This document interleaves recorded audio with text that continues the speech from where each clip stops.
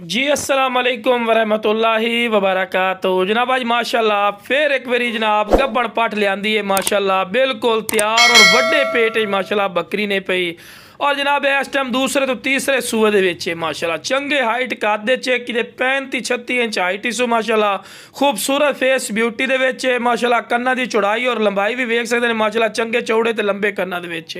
ते बड़े दोस्तों की फरमाइश भी है कि फौजी भाई हैवी क्वालिटी की बकरी लियाओ जी चंगी वेल वाली होवे चंगे वड्डे पेट होवे और जनाब दूसरे तो तीसरे सूए वाली माशाल्लाह बकरी ने खूबसूरत फेस ब्यूटी दे विच ने और बिल्कुल जवान है माशाल्लाह चंगे हाइट कद वाली ने और डिमांड ही बिल्कुल जायज़ और मकूल हो सी कोई ज़्यादा डिमांड भी नहीं होती। ये भी वाजे गल कर दे भी है। बाकी भी तुहानू भी पता है कि इहो जी बकरी अगर आप किसी अयाली कोलू रेवड़ वाले कोलू या किसी फार्मर या मंडी का आप विजिट कर लवीए ना तो घटो घट आपू 70-75 हज़ार रुपये तो घट गल ही नहीं सुननी। लेकिन भी अपना वो रेट नहीं होना बिल्कुल जायज़ और मकूल राइट होना है।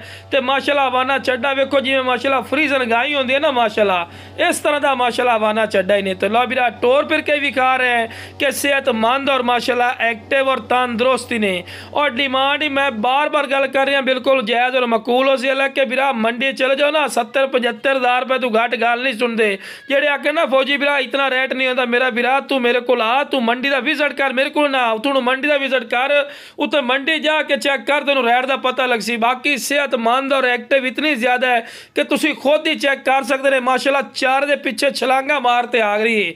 बाकी बिरा जिस बिरा चाहिए जनाब स्क्रीन पर नंबर चलता पिया जल्दी नाल राबता करके मुनासिब कीमत ते लै सकते हैं। लोकेशन लुडन शहर जिला विहाड़ी है। कार्गो की सहूलत जी है आल पाकिस्तान माशाल्लाह मौजूद है। ओके जनाब।